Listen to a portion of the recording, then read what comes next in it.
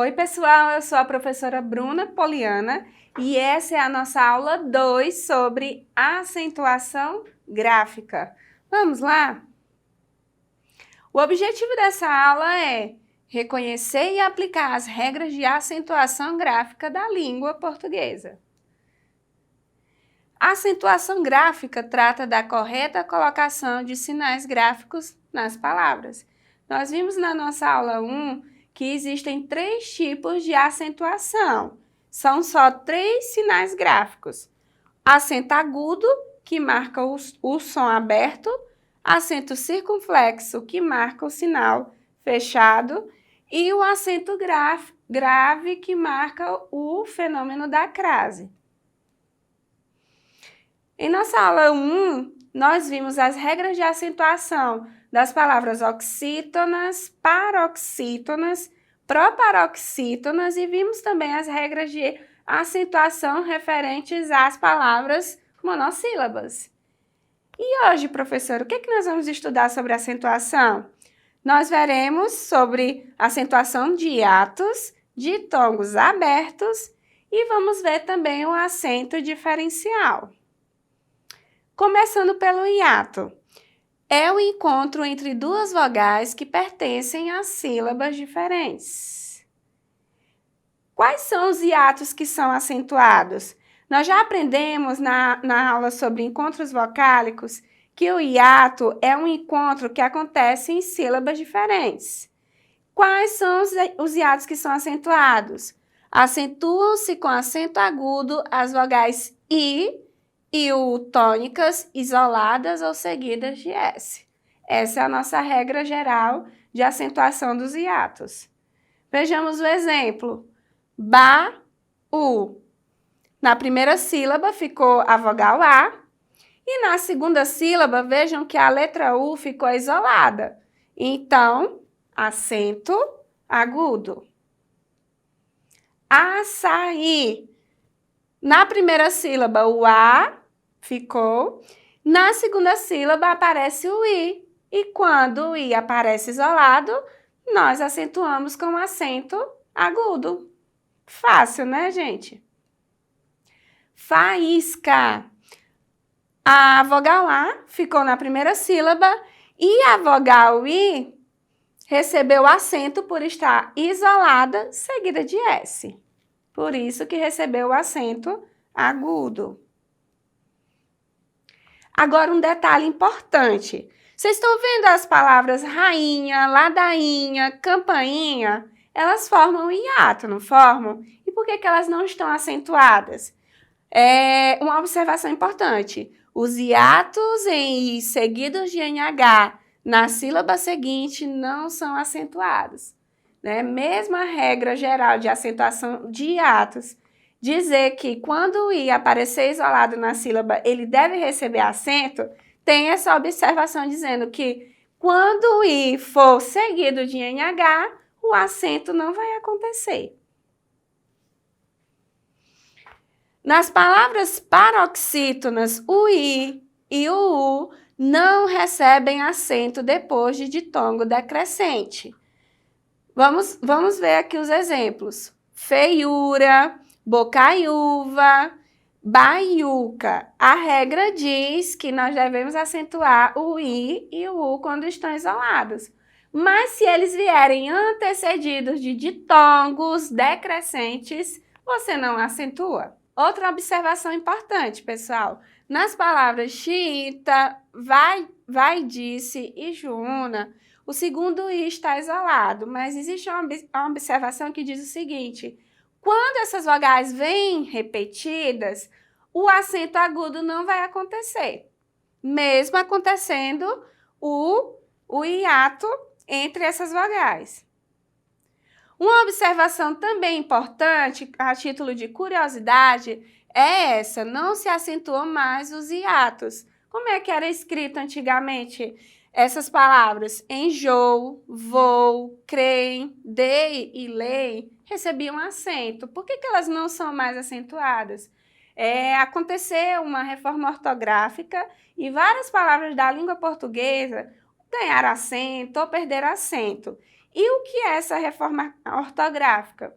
Pessoal, não é só o nosso país que fala a língua portuguesa. Existem outros países, eles entraram em um acordo para unificar a grafia das palavras.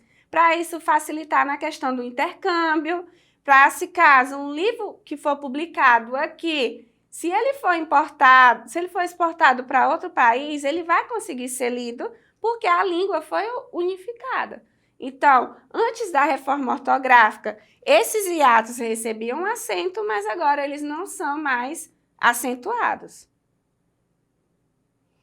Agora a gente vai falar sobre as regras de acentuação dos ditongos abertos. Acentuam-se ditongos abertos ei, el, oi, seguidos ou não de s. Nós já aprendemos em uma aula anterior que o ditongo é um encontro vocálico que acontece na mesma sílaba. E quais são os ditongos que são acentuados? São apenas os ditongos abertos. Quais são os ditongos abertos? É aquele que tem um som aberto, aquele som que é pronunciado apenas pela boca. Olha os exemplos. O plural de mel, méis, coronéis, troféu, herói. Todos esses destaques em vermelhos são ditongos abertos. Por isso que eles receberam um acento agudo. Mas, um detalhe. Os ditongos abertos ocorridos em palavras paroxítonas não são mais acentuados, segundo a nova regra ortográfica. Quais são essas palavras? Assembleia, boia, colmeia, coreia, estreia, heróico, ideia, jiboia, joia, paranoia, plateia. E o acento diferencial? Existem palavras na língua portuguesa que elas são consideradas homônimas, homógrafas perfeitas. O que quer dizer isso? Ela tem a grafia e o som idêntico. Então, o acento diferencial vem para diferenciar essas palavras que são escritas e pronunciadas da mesma forma, como é o caso do verbo poder. O verbo poder, ele marca tanto o pretérito quanto o presente. Para fazer essa diferenciação, quando eu estiver me referindo ao pretérito, eu vou utilizar o acento circunflexo. O exemplo, Márcio não pôde ficar na reunião. O pôde, com acento circunflexo, marca o pretérito do verbo poder.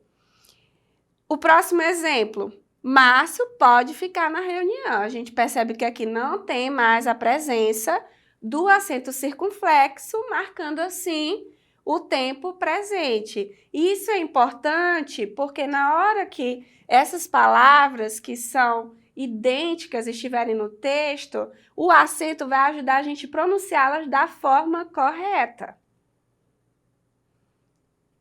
A mesma coisa acontece com o verbo ter. O verbo ter, quando se refere ao singular, ele é escrito dessa forma. Ele tem um apartamento. Mas para diferenciar do plural, um acento circunflexo é colocado na terceira pessoa do plural. Eles têm um apartamento.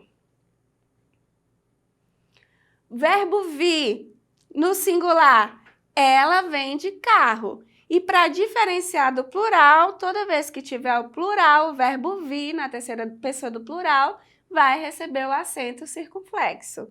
Elas vêm de carro. O outro acento diferencial acontece com o verbo pôr. A garota vai pôr o material da escola. O pôr com acento circunflexo indica que a gente está se referindo ao verbo pôr. E isso acontece para a gente diferenciar da preposição pôr.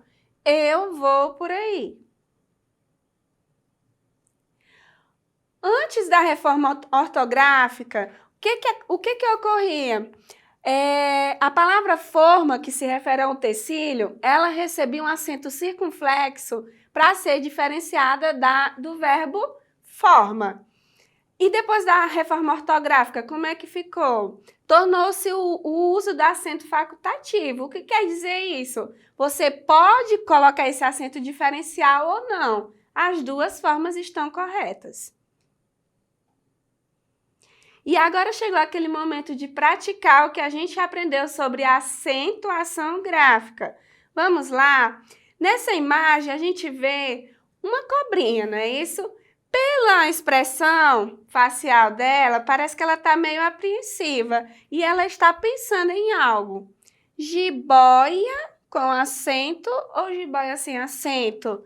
Tenho que voltar aos estudos. Vamos ajudar essa cobrinha a resolver esse problema? O que vocês acham? Jiboia tem ou não tem acento?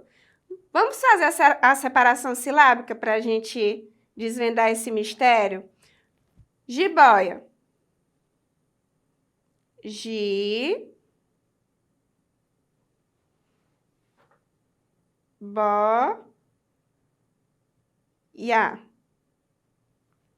Nós aprendemos que a palavra jiboia é uma paroxítona e nessa sílaba a gente percebe que recai um ditongo. E nós vimos nessa aula que os ditongos das palavras paroxítonas não são mais acentuados, mesmo sendo um ditongo aberto. Logo, a resposta correta é jiboia não tem acento.